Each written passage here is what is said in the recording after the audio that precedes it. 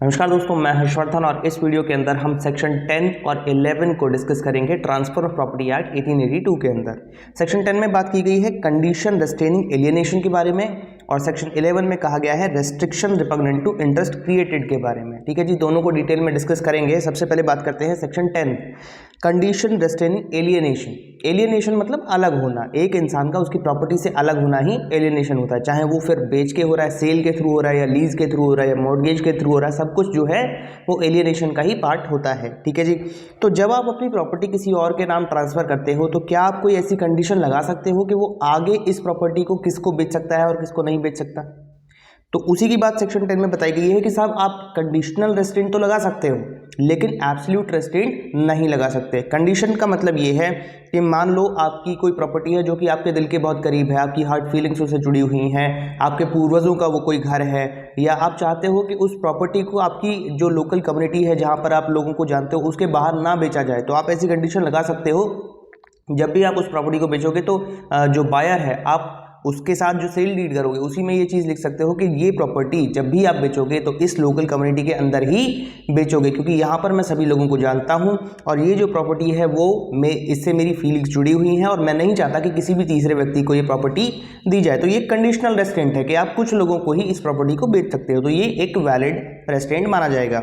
लेकिन वहीं दूसरी तरफ अगर आप ये कहते हो कि जो प्रॉपर्टी मैं आपको बेच रहा हूँ ये इतने, उसके आपने पैसे भी ले लिए और फिर कंडीशन भी ये लगा ली कि आगे आप इस प्रॉपर्टी को किसी को नहीं बेच सकते, तो ये हो गया एक एब्सोल्यूट रेस्ट्रेंट, है ना। और एब्सोल्यूट रेस्ट्रेंट वाली जो कंडीशन होती है वो रद्द मानी जाती है, दैट इज वॉइड एब इनिशियो। ठीक है जी, तो ऐसी कोई भी कंडीशन आप नहीं लगा सकते। लेकिन यहाँ पर कुछ एक्सेप्शन है। एक्सेप्शन क्या है?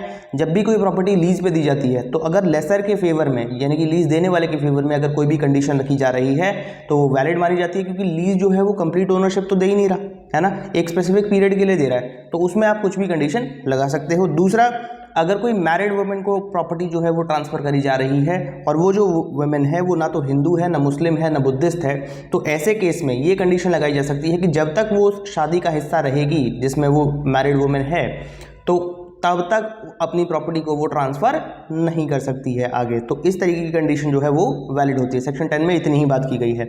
सेक्शन 11 बात करता है restriction repugnant to interest created, यानी कि जब आप अपनी प्रॉपर्टी किसी दूसरे इंसान को बेच रहे हो तो आप वैसे तो एब्सोल्युटली ही उसको प्रॉपर्टी ट्रांसफर कर रहे हो लेकिन इंटरेस्ट रेस्ट्रिक्टेड है। जो इंटरेस्ट आपने देखो, जैसे एक व्यक्ति अपना घर दूसरे व्यक्ति को बेचता है तो घर थोड़ी ना एक जगह से दूसरी जगह चला जाता है, घर वहीं रहता है। घर का जो इंटरेस्ट है, जो ओनरशिप इंटरेस्ट है वो ट्रांसफर हो जाता है। तो ओनरशिप इंटरेस्ट आपने एब्सोल्युटली ट्रांसफर किया है लेकिन जो ट्रांसफर हुआ है वो रिस्ट्रिक्टेड इंटरेस्ट है। दूसरे इंसान के पास फुल एंजॉयमेंट नहीं है उस प्रॉपर्टी का, कुछ आपने एक ऐसी कंडीशन लगा दी है।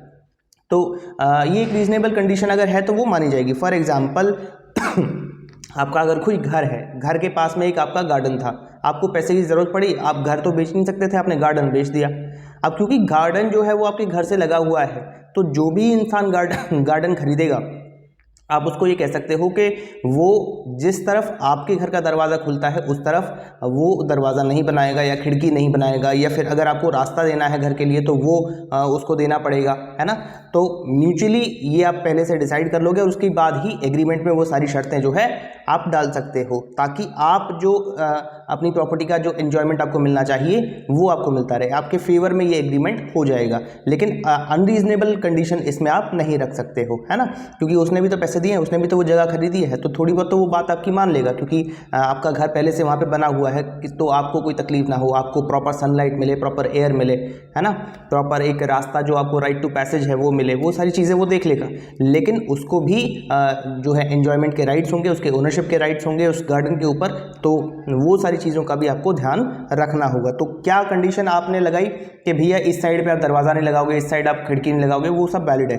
लेकिन अगर आप ये कहते हो एब्सोल्यूट कंडीशन यहाँ पर कोई लगा देते हो, जैसे कि मैं ये घर आपको गिफ्ट में दे रहा हूँ लेकिन अगर आप इस घर में नहीं रहते हो, अगर आप फिजिकली रिसाइड नहीं करते हो इस घर के अंदर, तो ये जो गिफ्ट है ये वापस हो जाएगा, ये घर मेरे पास ही, इसके जो ओनरशिप राइट्स हैं वो वापस मेरे पास आ जाएंगे। तो इस तरीके की कोई भी कंडीशन वैलिड नहीं होती है। अगर ट्रांसफर हो गया एक बार तो अब दूसरे की मर्जी है कि वो किसको देगा और किसको नहीं देगा, आप कंडीशन नहीं लगा सकते हो एग्रीमेंट के अंदर। ठीक है जी, तो restriction repugnant to interest created इतनी ही बात कहता है। सेक्शन 10 और सेक्शन 11 जो है इसी के साथ खत्म होते हैं और ये वीडियो भी समाप्त होती है। बहुत बहुत धन्यवाद।